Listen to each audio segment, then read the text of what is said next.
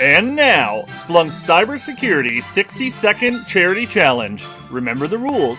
You've got to get through an entire subject in 60 seconds, or you donate to today's charity of choice. Good luck! All right, so we're moving on to quantum computing.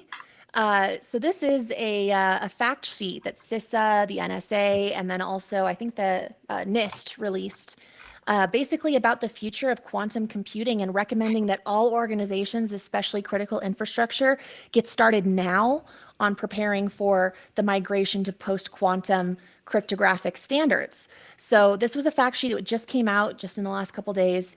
And the question for today's charity challenge, and I'll get to the charity, but the question is, what do you make of the future of quantum computing? Is this something that's just on the horizon? Is it decades away? Do you think it might never happen? What's your take on it, and what do you think organizations should do to prepare?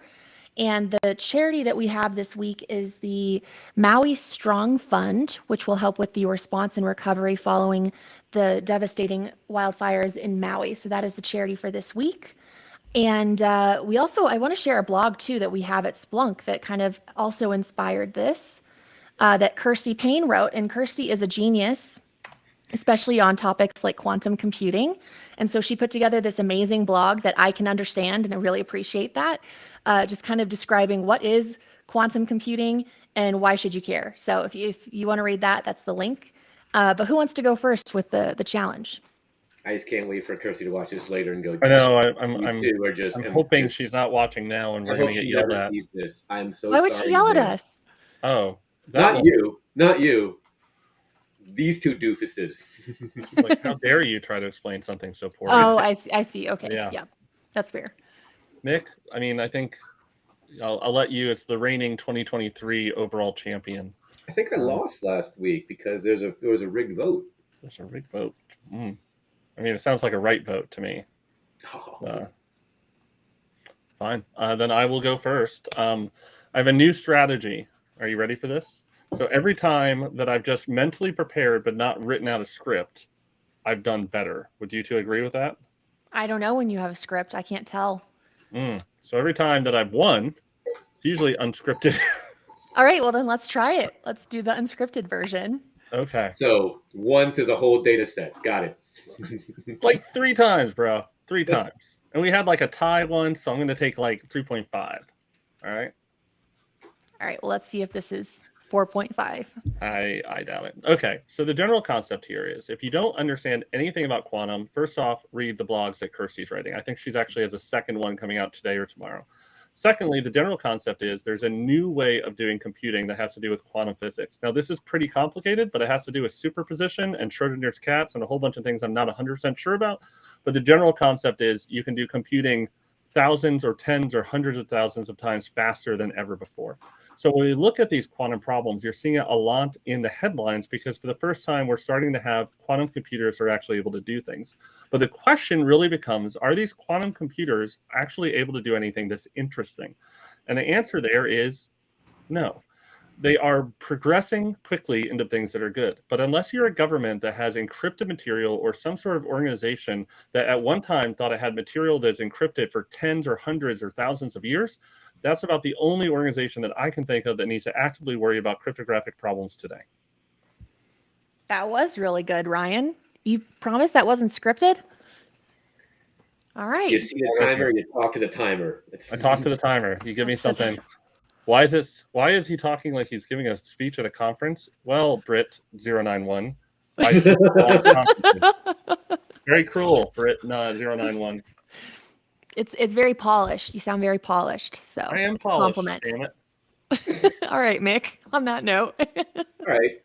Let me give it a shot. So let's take a trip down memory lane.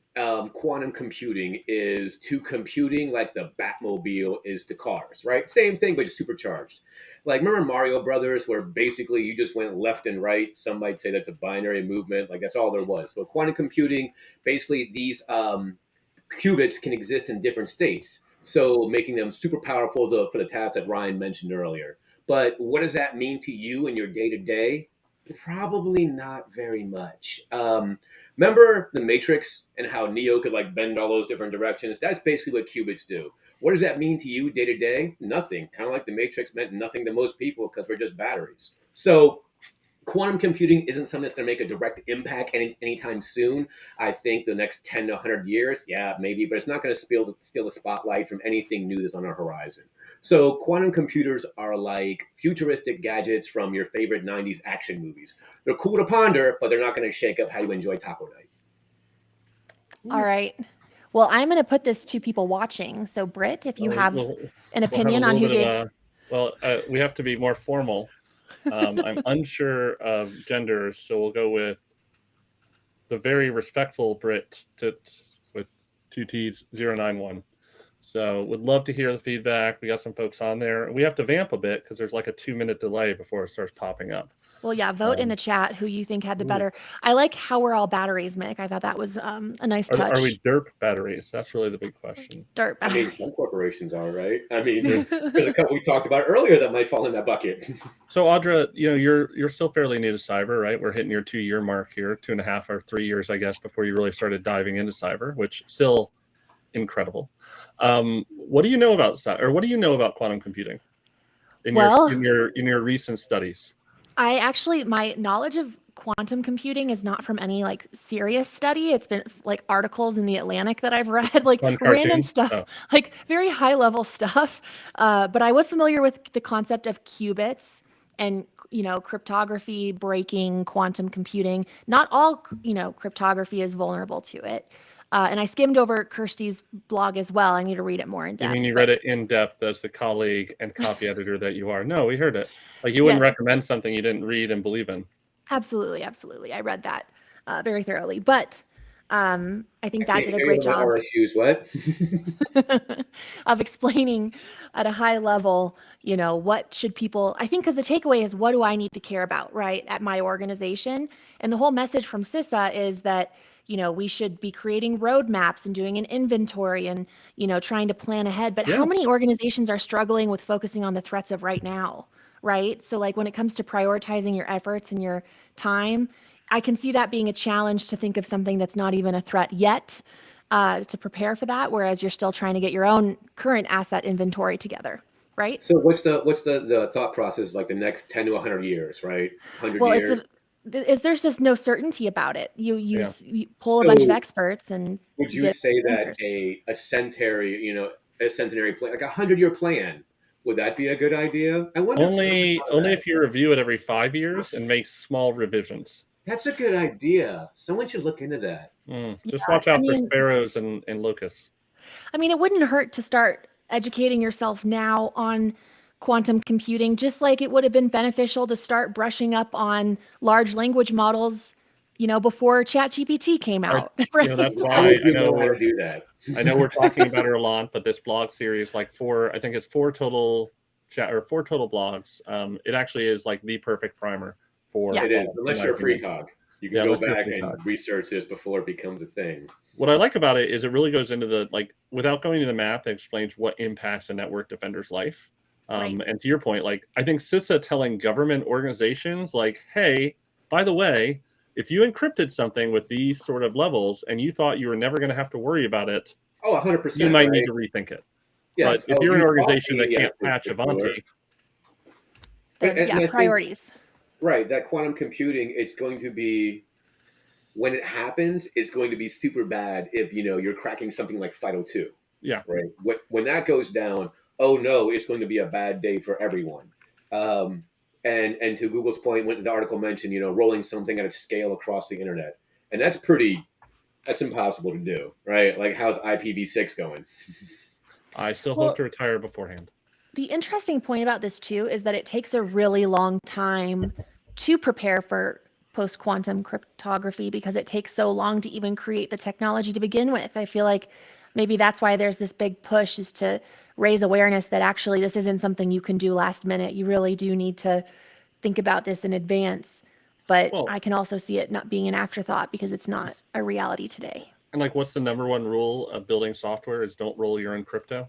And one of the big things you have to do for this to prepare for a quantum computing world is to evaluate, like, part of the assets isn't just like what assets do we have, but it's literally like creating an asset inventory list of your cryptographic methods, which I find fascinating, and then saying these are the ones that are vulnerable to quantum, basically quantum Right. computing, or Not the then you asset, have the encryption. quantum safe cryptography or post quantum cryptography. Like, you're gonna have to figure that out, and then determine how do I upgrade or change the encryption methodology that I'm using at this time, or cryptographic methodology. Anyway, I think Kirsty uses a phrase in one of her blogs of cryptographic asset inventory, which is just terrifying to me and the most nerdy thing I've ever heard.